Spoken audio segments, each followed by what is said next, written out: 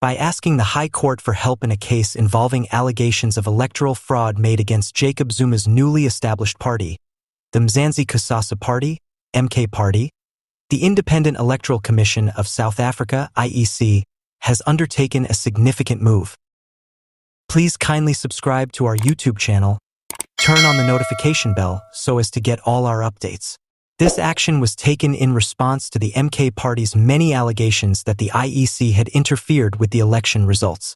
These claims have been dismissed by the IEC as unfounded and detrimental to South Africa's democratic process.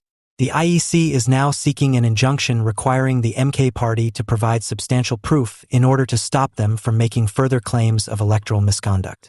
After years of political turmoil and court cases, former South African President Jacob Zuma made the controversial decision to establish the MK Party, presenting itself as a competitor of established groups such as the African National Congress, ANC.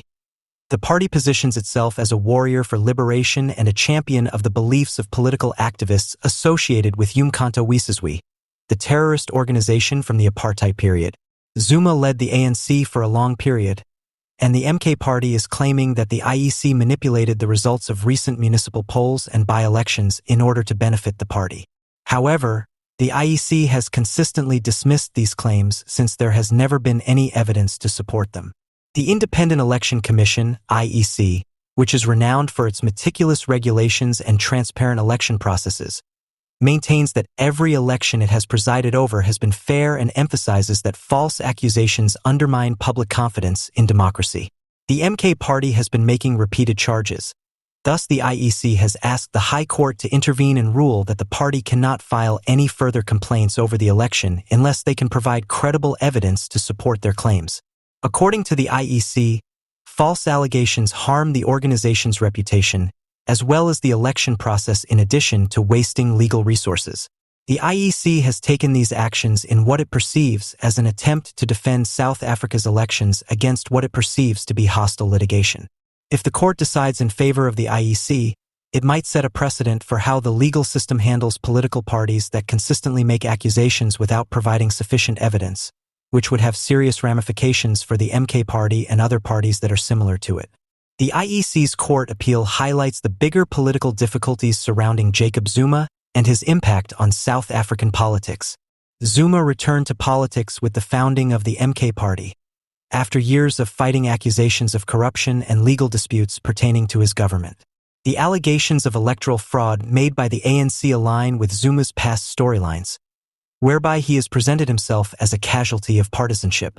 Apart from reinstating the factional warfare that typified Zuma's presidency, the MK Party is a danger to the African National Congress, ANC, which is already beset by internal divisions and diminishing public support.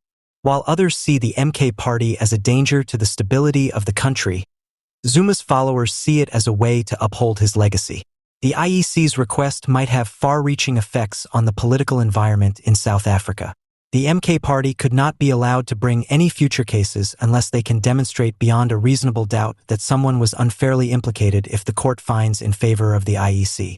Conversely, denying the IEC's request will boost the confidence of political parties, such as the MK Party, to continue opposing the electoral system.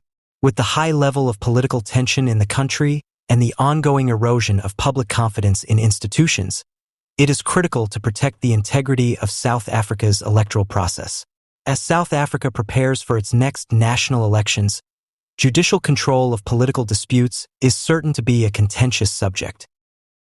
Once more, President Cyril Ramaphosa will meet with members of the administration at the beginning of the day.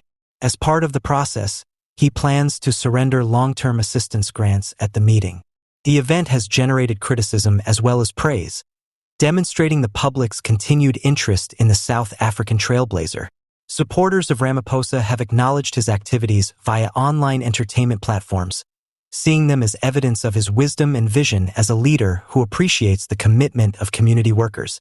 Many people applauded the president for acknowledging the commitment and difficult work of the administration's workers, especially considering the financial difficulties and political constraints that have tested the public's willingness to provide a hand.